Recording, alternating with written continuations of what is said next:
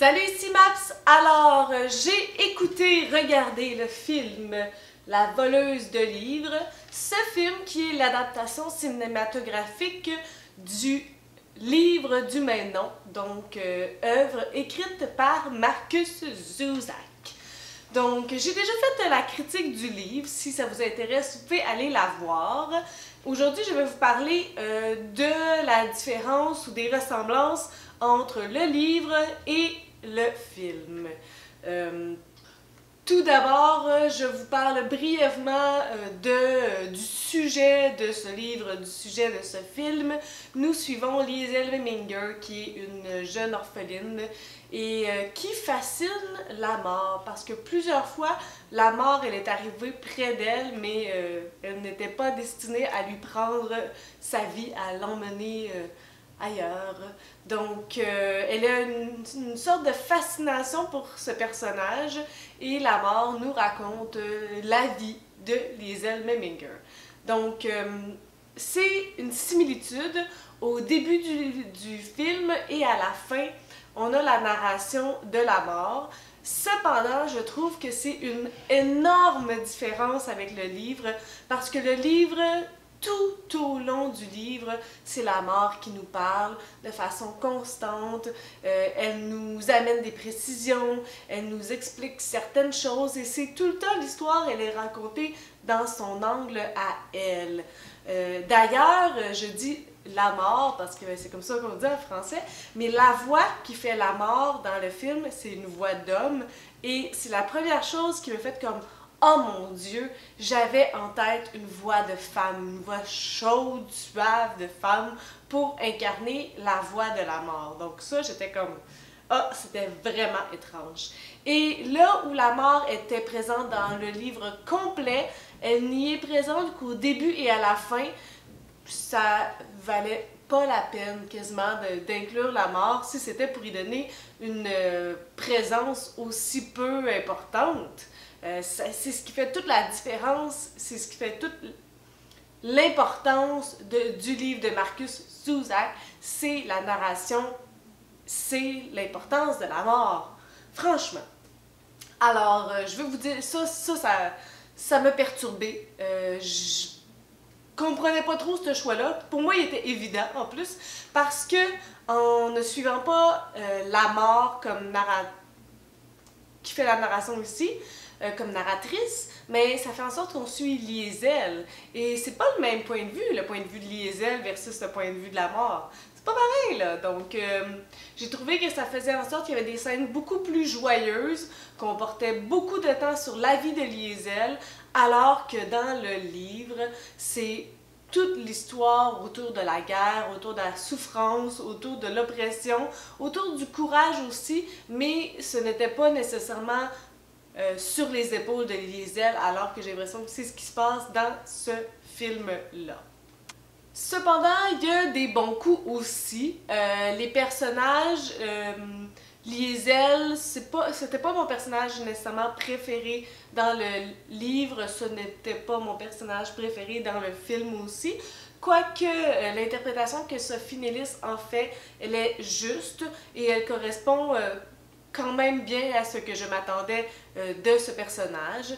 Je dois vous parler du personnage de Hans Hubermann, qui fait le papa adoptif de Liesel, un personnage qui m'avait profondément touchée, profondément bouleversée dans le livre, et je trouve qu'il est bien représenté dans le film. On ressent toute sa douceur, on ressent toute son humanité. C'est un père chaleureux, exemplaire. On aime Hans Hubermann.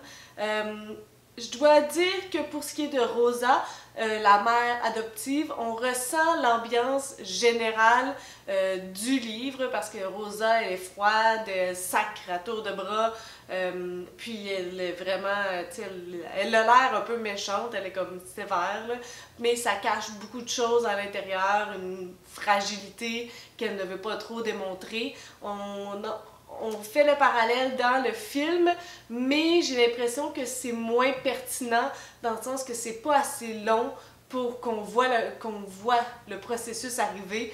On dirait qu'on sait tout de suite au départ, ou presque, que dans le fond elle est bonne, alors que dans le livre, c'est pas évident comme ça. Ça prend beaucoup de temps avant de l'apprivoiser, puis de découvrir que dans le fond, tu sais, elle a un bon cœur. Le petit Rudy m'avait personnellement pas tant parlé dans le livre. Oui, c'est le meilleur ami de Liesel, puis il est charmant, il est bon vivant et tout ça. J'ai trouvé que l'acteur qui faisait Rudy dans le film mignon, mignon, mignon comme tout. Oh mon Dieu!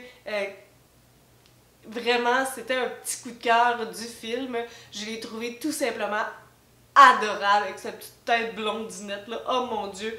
Croquable. Max aussi, c'est certain que dans le film, je trouve qu'il y a beaucoup moins d'importance que dans le livre. Oui, on ressent à certains moments des moments d'urgence, des moments de danger, des moments de grande peur, des moments de grande anxiété, mais on ressentait beaucoup plus toutes ces émotions dans le livre. Dans le film, c'est un peu comme un prétexte, un passage obligé, mais dans le livre, Max est au cœur de la vie de Liesel, à toutes les étapes, et probablement j'ai le mot trigger, mais un trigger, une étincelle dans le parcours de Liesel. J'ai trouvé que globalement, c'est assez fidèle au livre. Comme je l'ai déjà dit au départ, il y a certaines petites choses, l'importance de la mort. Il y a aussi la musique. Je trouve qu'elle est tellement joyeuse parfois, les moments avec Rudy puis Liesel, alors que dans le livre, c'était toujours un sentiment d'oppression. Donc je trouvais pas que la musique, elle était juste. Même s'ils avaient du plaisir, c'était tout le temps... je sais pas, je trouvais pas que la musique joyeuse allait bien avec ce contexte.